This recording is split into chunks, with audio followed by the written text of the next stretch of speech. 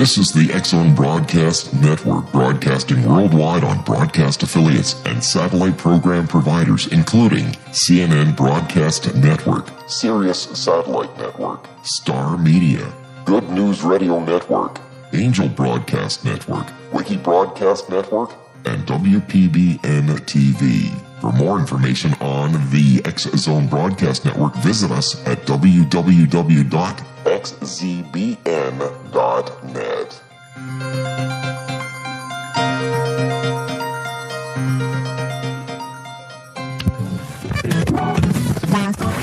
All Hit Radio.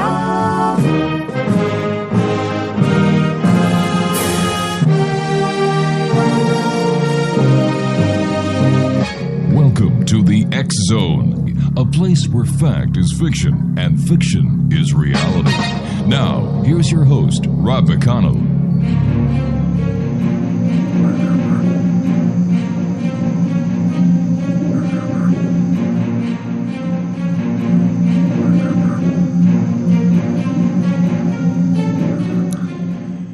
And welcome to the X-Zone, everyone. My name is Rob McConnell. For the next 4 hours, I'm your host and your guide as together we cross the time-space continuum to this place that I call the X-Zone. It's a place where people dare to believe and dare to be heard. It's a place where fact is fiction and fiction is reality. And the X-Zone comes to you live and around the world on the X-Zone Broadcast Network, the Starcom Radio Network, the Digital Broadcast Network, and Digital Satellite Network from our broadcast center in Hamilton, Ontario, Canada. Worldwide toll-free, 1-800-610-7035. My email address is xzone@xzoneradiotv.com. On all social media sites, X-Zone Radio TV, and our main radio site where you can listen to the X-Zone 24/7, 365, including the live broadcast at www.xzoneradiotv.com. My first guest tonight is Donald Nowling, and we're going to be talking about Tesla. Now, a lot of people have been talking about Tesla over the last couple of years. His technology is becoming more and more talked about.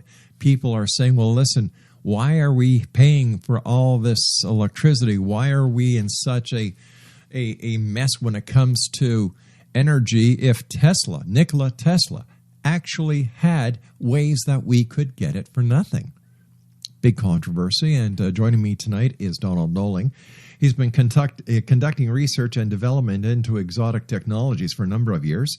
He has his bachelor's in electronic engineering. He's an apprentice of another member of the X-Zone family, John Hutchison. And he also has done patent and historical research into electrical engineering. Joining us from Florida is Donald Nowling. And Donald, welcome to the X-Zone. Thank you very much, Mr. McConnell. The Tesla cult, tell me about it. Well, I started out probably 10 years ago experimenting with Stan Meyer type technology, and really expanded my interest from there. And now I'm extremely interested in radio technology and all the variations that it leads to. As a person who has studied extensively, I would imagine, into the lifetimes and work of Nikola Tesla, do we need to be under this energy crunch that we are under right now based on what Nikola Tesla had discovered and developed? Absolutely not. And he hints at this in his patents, whereas the Wardenclyffe Tower, I'm sure your listeners are familiar with. Oh, yes, yeah. After running his tower for a period of time, he noticed an ionization layer build up around the antenna of the tower, and this created an electrical connection to the ionosphere. And a great deal of the research I'm doing is involved in the utilization of the Earth's, I guess, sort of an electrostatic field. As the Earth as the Earth spins on its axes, it generates magnetic and electrical potentials that are potentially harvestable. And Tesla had found one of these methods, and during his experimentation in Colorado. So, what happened to all this technology that he developed, and why isn't it being utilized today when we could so use something that wouldn't just rip the energy and rip this planet apart? Well, as soon as Morgan realized what the technology was capable of, because not only was Tesla proposing the broadcast of usable industrial levels of energy without wires, but actually harvesting this electricity right out of the ionosphere and for free. And there was no profit motive in the development of this technology for him. So unless people make money at it, we the consumers cannot benefit from the genius of people like Nikola Tesla. Correct. Basically, yeah, it would have broadcast this energy wirelessly, anyone with a receiver could have simply tapped into the power source to run automobiles, their homes, their cell phones. And I'm sure that this technology could have been adapted to transmit other articles and other particles. For example, the helium-3 on the moon that is so rich there, that would also be a great help to the planet and the people of this planet. They know it's there. The problem that they have is getting it back here. Would Tesla technology, based on the free energy that he was able to take from the atmosphere, basically, be used to transmit particles or another element from the moon to Earth? Yeah, I would say absolutely, in the form of, say, perhaps a particle. Right, yeah. That would be doable. Do you think we'll ever be able to use the technology that Nikola Tesla came up with? Yes, and well, I mean, honestly, it is being used already. Mm-hmm. It's just not common knowledge. I came basically armed with a lot of references to how this technology is being used, and even aspects of the Hutchison effect are patented and known of and being utilized. It's just not in the public realm. Amongst the other topics that you talk about, one of the ones that I'd like to talk to you about is gravity wave propulsion. What is that? Well, the first reference I have of it is with the Henry William Wallace patents from 1971. And his first patent discusses the generation of gravitational field using gyroscopes. When you begin to spin up a gyroscope, it will try to maintain its orientation. Yeah. And when you spin this gyroscope at 90 degrees to its rotation, obviously there's a resistance, but that resistance is the power input into the system to generate the gravitational field, the localized field. And in his second patent, also from 1971, he discusses using two of these gyroscopic gravity field generators to create gravity field oscillations, where the gravity actually travels outward in waves. And this technology, I mean, this is basically outdated to some extent by what's been developed now. But this is basically the basis for how gravity wave propulsion functions. Now, what use would we have as a society for gravity wave propulsion? Well, it has a lot of different uses, primarily for traveling through space. Would be the primary. There's a good chance that gravity wave propulsion will also lead to new power sources that are powered by gravity fields, I would suspect. So with the two. I'm sorry. They seem. Sorry. Yeah, go ahead, sir. I was saying that the two seem to go hand in hand to some regard. The generating gravity fields and anomalous sources of energy. Would this mean that solid rocket propulsion would no longer be needed? Correct. Now, would this also increase the speed of any spacecraft? Absolutely. Wow. So why wouldn't NASA be working on this instead of still using the solid rocket propulsion systems that they're using to get the satellites to Mars and the most recent past Pluto? Well, as I stated before, the technology is simply not for public sector, I guess.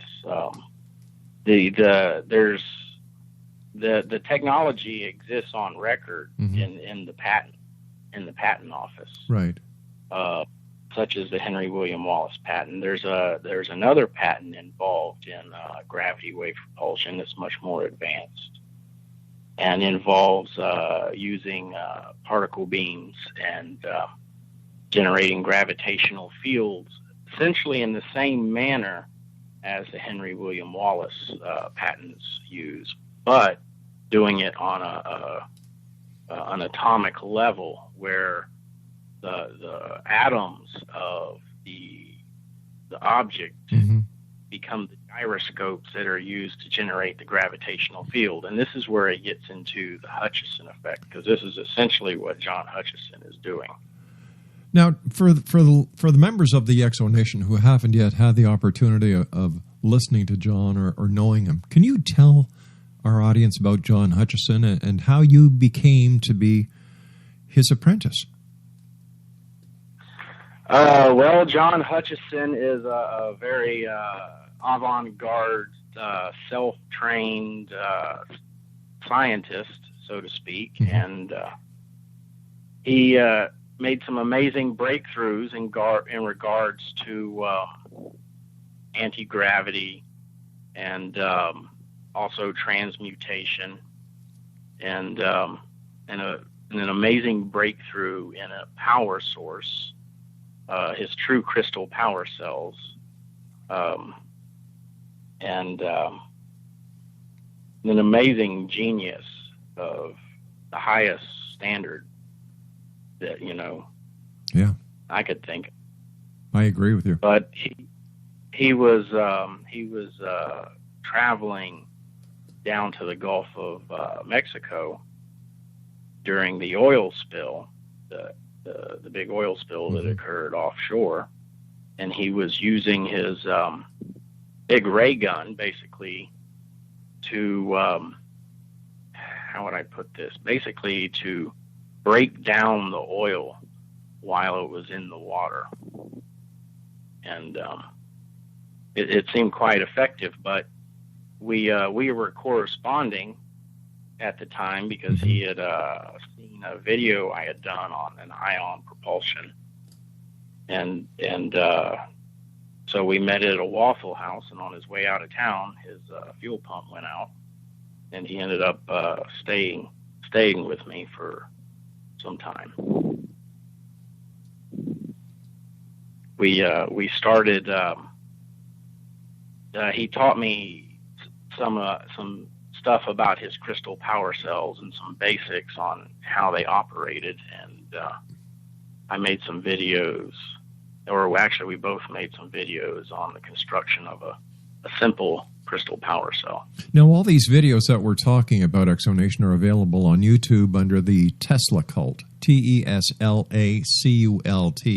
When you go to YouTube, just type that in, and the videos, le voilà, are there. You know what I love about you and John is that you share this information. You're not hoarding it. Yeah, that's been basically my my goal from the beginning, is to basically reverse engineer some of these technologies in order to share them.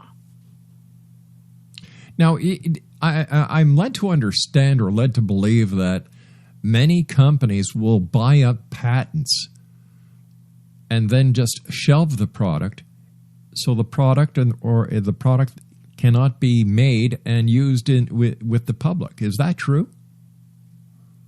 Well, I'm sure it is. This hasn't happened to me personally, but I no doubt that these types of things go on. It kind of seemed a very similar case with Stan Meyer, who was offered quite a bit of money not to go ahead with his technology. Right. And when he refused, he wound up dying shortly afterwards. But amazingly, the Navy apparently has cracked the code on his technology, because they seem to be using it. Unreal. But it's I spend a great deal of time studying it myself. But I'm always, like everyone else, I think, I'm in a constant state of learning, always learning. Right. Something new that gets me one step closer to my goal. What is your goal? Well, basically to break this energy slavery that we live under. Right. And that's the primary focus of much of what I do.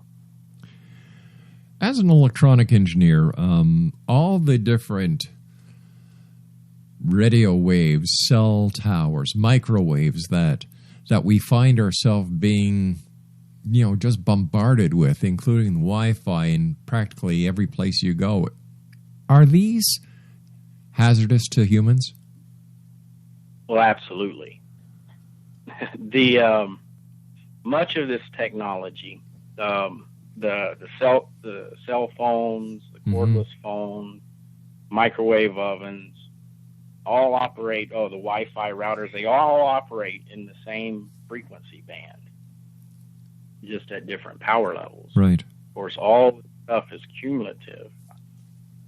So if you're being hit by multiple sources of microwaves, the effect will be cumulative for all the sources. My gosh. What harm or what damage are we doing to ourselves? Well, at least to some extent, slow cooking ourselves. I usually, I personally like to use my cell phone on speakerphone and hold it right up next to my head. I guess I subject myself to a lot of RF in my experiments, and I guess it makes me pretty sensitive to RF, because I'll definitely get pain whenever the cell phone is close to my body. Wow. For a period of time. Is the present technology, when it comes to the transmission and reception that we find ourselves needing with cell phones and all the computer technology we have, is it necessary, or are there other types of radio frequencies that could be used that aren't as harmful to us? Yeah, that's actually a great question. when it comes to gravity waves, for example, Mm-hmm. gravity waves can be used for communications as well as propulsion. Also, if we kind of take a step back in time to the very early days of radio, during Tesla and Marconi's time, Yeah. we're actually dealing with not so much electromagnetic waves as we are electrostatic waves. And that's the big difference, Mm-hmm. is that these waves are being broadcast in an electrostatic form that is not as harmful to living tissue. Would the sideband frequencies of the radio waves be less dangerous to us? And would it be more economically feasible for the companies to just go to a subwave or a carrier wave or even a sideband wave instead of using the stronger dedicated wave? Yeah, that's very likely true, depending on the waveforms. Mm-hmm. It's the waveform of the continuous wave that generates so much heating with the signal. The electrostatic wave is much briefer and less energy contained in the actual wave, or I shouldn't say that. It's more that the energy is more in an electrical than a magnetic form, I should say. Certain car manufacturers are coming out with the cars being a Wi-Fi hub, basically. My question to you as an electronics expert and engineer is, by containing the RF in a metallic body, are we not just strengthening the effect of the RF within the car, and then therefore exposing the occupants of the car to more danger? Sounds like a personal microwave oven to me. Yeah. So how do you want your kid? Fricasseed? Jeez. It's crazy. It seems that by trying to go forward with modern day technology, we're causing more harm to ourselves, and yet nobody's doing a damn thing about it. Yep. Yeah, absolutely. We're just finding more and more uses for the destructive technology. Yeah. For sure. Speaking about destructive technology, what about all the talk about mind control technology that has been out there for years?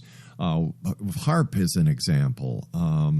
HARP is weather modification, but people talk about the different agencies and governmental forces using mind control. And as someone who has their finger pulse on the electronic industry, is this real?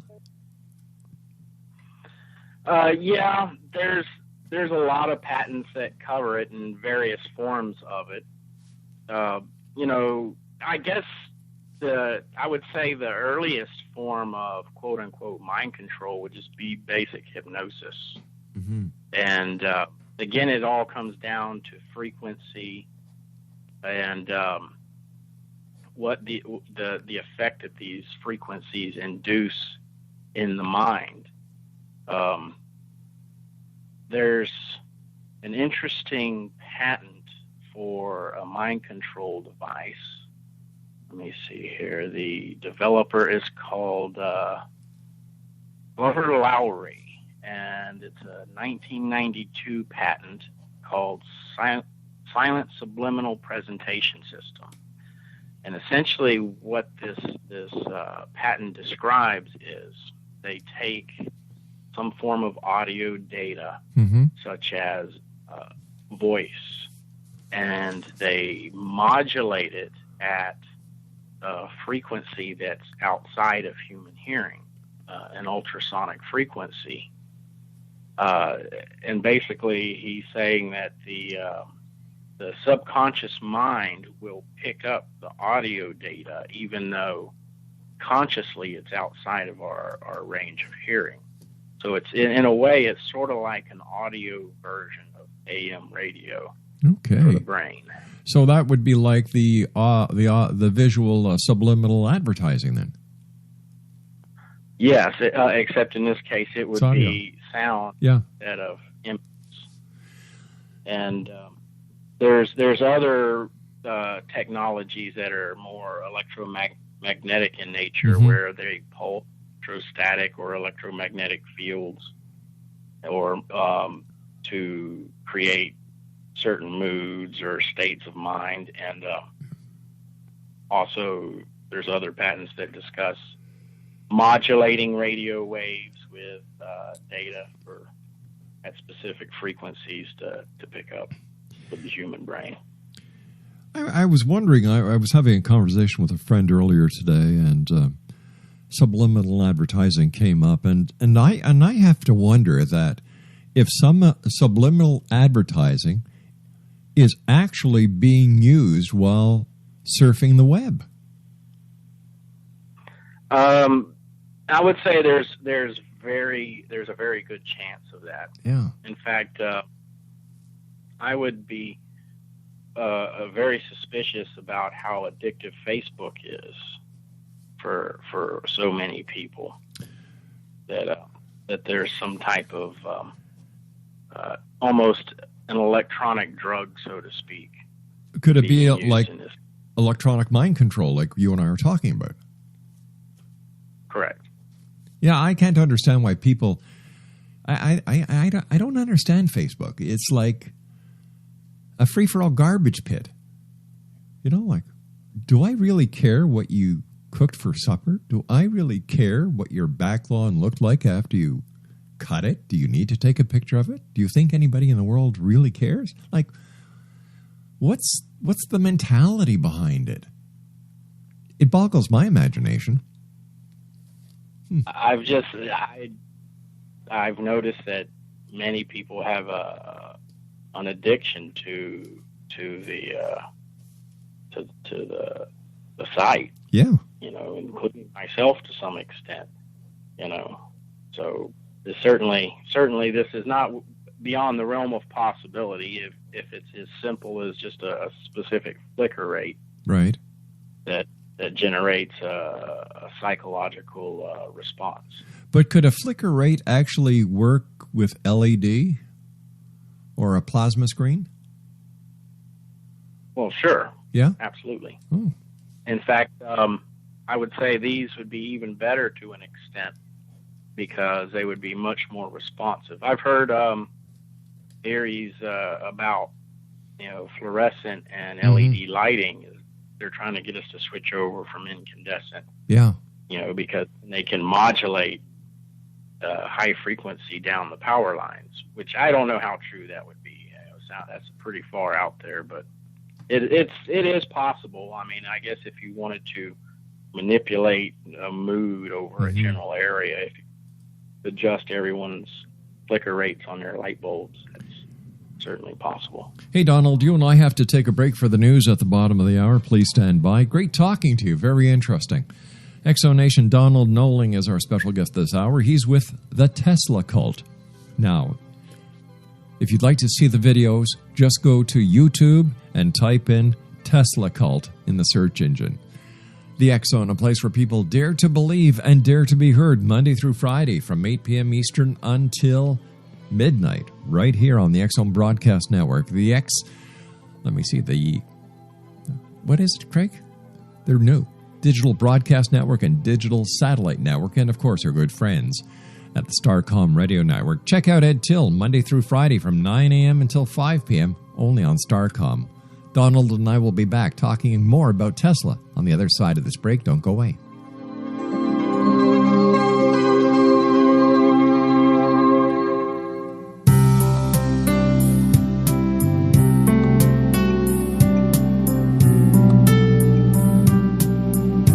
What if Jesus came back now and insisted that we listen to him? How would the world be different if Christians really followed the Gospels? For 2,000 years, we've been practicing a religion. Now it's finally time to get it right. read Liberating Jesus, new from Roberta Grimes. Meet the Jesus you never knew. Roberta uses afterlife evidence and biblical analysis to prove that Jesus is exactly right. Learning the lessons that he came to teach is the reason we are born at all. Roberta says he has come back now to insist that we actually listen to him so we can begin to use his teachings to unite and transform the world. Liberating Jesus on Amazon, October 1st, and then wherever books are sold. Jesus has the answers, and it's not too late. Roberta blogs and answers questions at robertagrimes.com.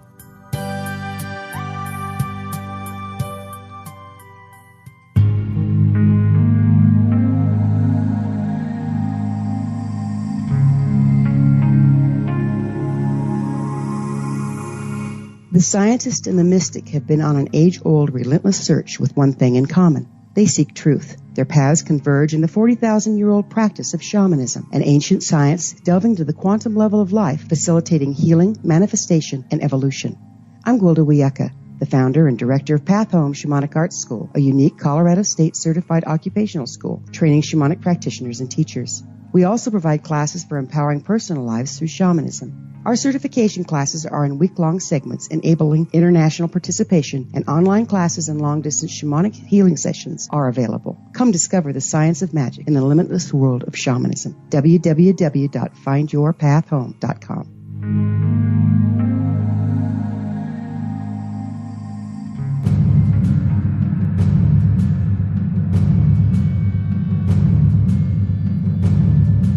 Jeff Gilson didn't go out looking for adventure, danger, or the answers to most of the controversial political intrigues of the past 30 years. But he found all three when he began investigating the mysterious death of his close friend, Margaret Thatcher's favorite speechwriter.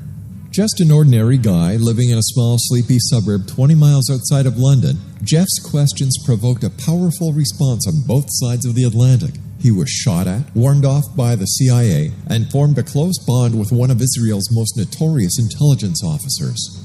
Relive Jeff's gripping adventure in his fast-paced book, Maggie's Hammer. Peel away the layers of establishment deception and discover, as Jeff did, that his friend was an assassin with British intelligence, that Great Britain has been America's secret hitman for the past 30 years, and that Princess Diana was not the target in that Parisian tunnel. All of this and more when you visit www.maggieshammer.com and find the link to buying this explosive book online. More and more ordinary people feel they no longer have control of their lives. Jeff fought back. He asked the difficult questions. He set out to redesign his own destiny, and you can do the same using Maggie's Hammer as your guide. Don't waste a moment. Buy it today. Visit www.maggieshammer.com.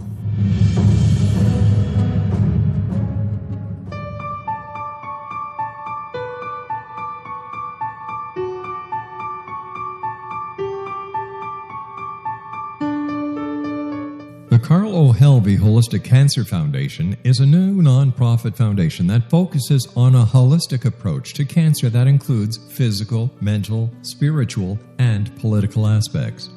Cancer education, research, and care are provided for all types of cancer patients. You can listen to interviews with cancer doctors and survivors and read research on holistic aspects of cancer at www.holisticcancerfoundation.com. That's www.holisticcancerfoundation.com.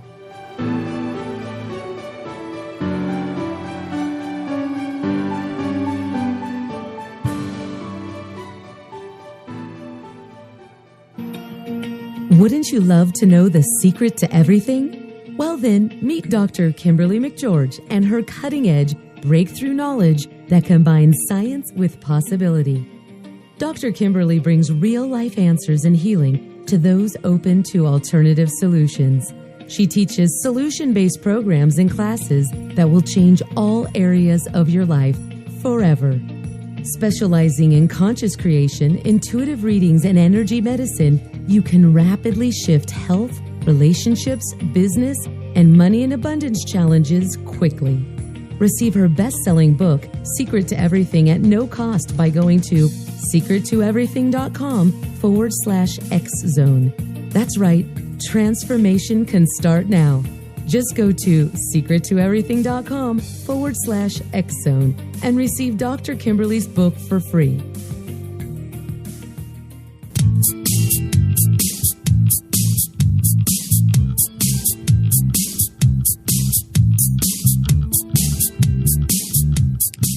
Welcome back, everyone.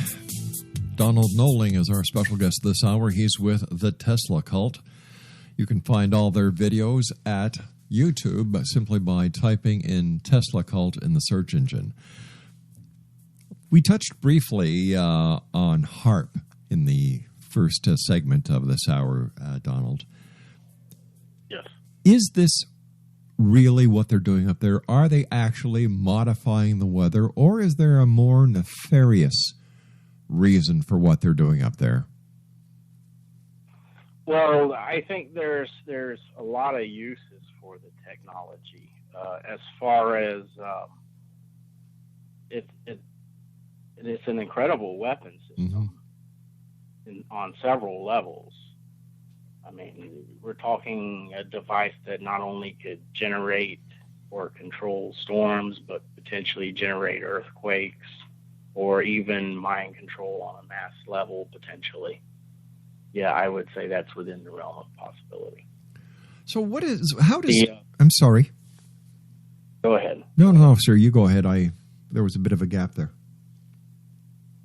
Okay, well, there's more than just the Eastland patent to consider. The Eastland patent is the foundation for HARP, but there's also a Bass patent that's related to the Eastland patent that takes the technology another step in using wave interference to localize the effect in a region.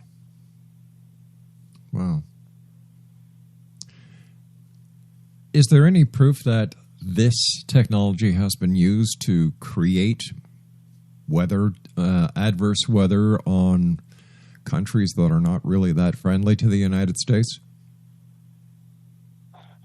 I would say I think it is possible to get that proof. I don't know specifically of anyone been able to prove it, but I would say that there would be signs of it potentially. I've personally seen. In fact, I saw something in the news just this morning that where was it? It was on RT. There were colored lights in the sky. I believe Puerto Rico or someplace like that. But a large spot of colored lights and clouds in the sky. But I've personally seen a similar event myself where there was a spot of colored light in the sky, and there were clouds blowing across, and as the clouds reached the area where the colored lights were, they split in half and formed a V as they blew past the region. Wow. So I would say it's pretty evident that the region was being heated in a manner described in these patents. How about these chemtrails that we see? A lot of people believe that chemtrails are actually chemical disbursements into the atmosphere that have an effect on people or crops. What is your take on chemtrails? Well, they're covered in a David Chang patent called is from 1991, and it's titled "Stratospheric Welsbach Seeding for the Reduction of Global Warming." And in this patent, they describe the use of aluminum oxide and thorium oxide in the chemtrails. Now, I know aluminum oxide isn't specifically very good for plant growth, and thorium oxide is radioactive. Personally, I think that even though the patent says that this is for fighting global warming, my personal observations is that this technology can be used to suppress rain in regions like California. California. But as along with that, the aluminum oxide would tend to be conductive, and the thorium oxide, being radioactive, is going to generate an ionizing field. So I would say it's also likely that they could be laying conductors down in the sky, or aerial antennas, so to speak, for devices such as HAARP to broadcast down. So it would also have defense uses. Perhaps.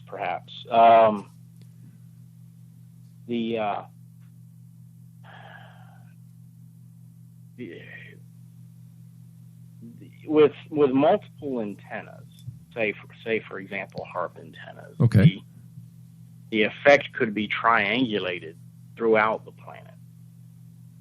In fact, when it comes to these Tesla towers, if we were to say use them for a power source, what's going to happen is you're pumping this energy into the ground. It's going to form nodal points along the surface of the planet, depending on the frequency of the radiation. And much like, it's going to be similar to like a plasma ball, so to speak. And in the case of, like, say, these towers, you could place towers at all the different nodal points on the planet so that they all are interlinked, so to speak, with each other, drawing power and powering each other all at the same time. Do you actually think that these chemtrails and what they're putting in the atmosphere would have any effect countering global warming? I kind of doubt it, to be honest with you, because from what I've seen, they tend to suppress that they seem to block the natural cloud generation that would occur if this artificial cloud cover was not there. Right. Could these chemtrails be placing, like you were describing, these grids in the sky as a preventative measure? For example, if something was coming towards Earth from outer space, is it possible that this is a defensive mechanism that, when turned on, it would reflect anything that's entering our atmosphere? That's an interesting idea, and I would say that's possible. Perhaps like some type of force field. Soul. Similar, or even just almost like a Faraday type shield for the exactly. planet. Yeah, I would say. Cool. Yeah, because we know that there's more and more problems. There's more and more solar storms, and EMF blasts coming from the sun that have a horrific effect on our communications, on our grids, power grids, and so on. So if this was actually being used as a shield against solar storms and EMF disbursements and displacements, this would be something really great. So why wouldn't they actually tell the public what they're doing? Well, probably because the reasoning is a little more nefarious, I would imagine. But an interesting idea for sure. Yeah. Exonation, my guest this hour is Donald Nowling, and he is with the Tesla cult. His videos are available on YouTube. All you have to do is type in the YouTube search engine, Tesla cult. What is molecular dissociation? This is basically where you get an electromagnetic wave to interact with substance on an atomic level. I mentioned this earlier when we were talking about gravity wave propulsion. Right. And I mentioned the Hutchison effect. Yeah. Well, this is the other side of the Hutchison effect, is the transmutation and the warping of the metals and so to speak. But as far as molecules is concerned, you can literally shake molecules apart with radio waves, so to where something essentially disintegrates. Well, that would be one heck of a weapon now, wouldn't it? Yes, it would. Yes, it would. Probably more powerful than plasma or ion weaponry. Right. Or particle beam, maybe, I don't know. But yes. With all the projects you've worked on, John Hutchison has worked on, and I'm sure many other Tesla enthusiasts, where do you see the world 50 years from now?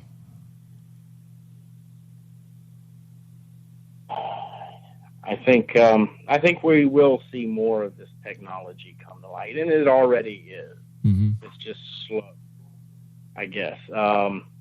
It's almost like I would dare to say that they don't want to admit that they already have the technology in use, so they're kind of letting it occur organically in the public anyway, if that makes any sense. Yeah, it does. Yeah, it does. Fascinating. Because much of this, like for example, the Baker patents on the gravity wave propulsion, they discuss using radioactives and multiple particle beams or microwave beams, and generating these gravity fields within a substance, but using or including, I should say, and also magnetic fields. But they also discuss coating a craft in specific materials, say for example crystalline or magnetic material, enhance this effect.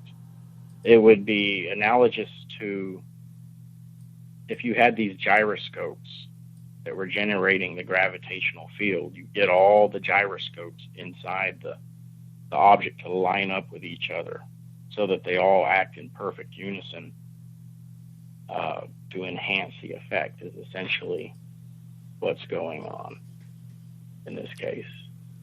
So what type of projects are you working on now, Donald?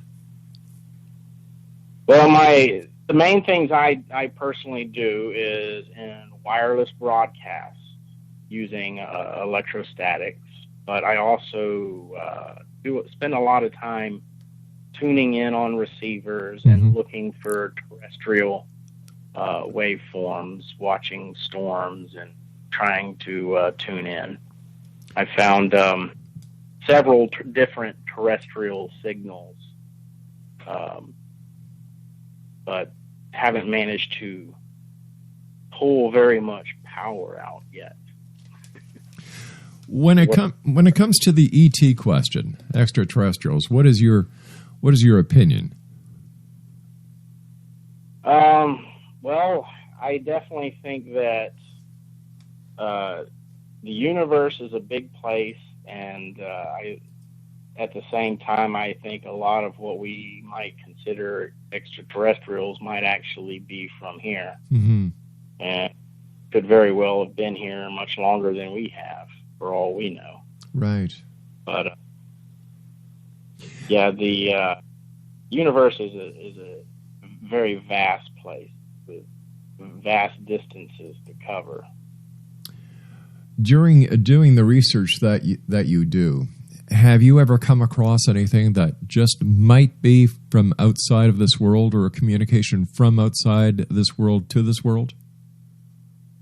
No, I have not. Now, Tesla did.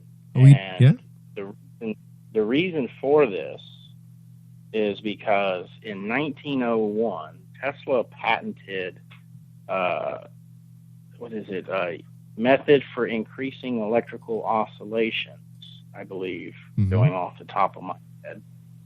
And what he describes in the patent is supercooling a coil. Now, this is 10 years before superconductors were supposedly invented. But what he describes as supercooling a coil, much like you might use in radio astronomy. And this is how Tesla was able to pick up signals from space, is because he was using supercooled coils. Interesting. Yes. If people want to find out more about Nikola Tesla, where would you point them to? Well, there's a lot of information. There are his patents, which are a fantastic source of information. Mm-hmm. A lot of reading there. There's also his Colorado Springs notes, which are very interesting on their own and detail many of his experiments. There's a fantastic book that was written by a contemporary of Tesla. Let me see if I have it here. I have quite the large library. Here it is. And this one is called The Inventions, Research, and Writings of Nikola Tesla, and it's authored by, what was this fellow's name? Oh, boy. I don't recall, but I'm sure it can be looked up quite easily. But it was written by a former president of the Institute of Electrical Engineers at the time of during the time of Tesla's life, and right. It has very great insight into Tesla's technology. Wasn't there also a lot of controversy between who invented the electric light, whether it was actually Tesla or if it was Edison?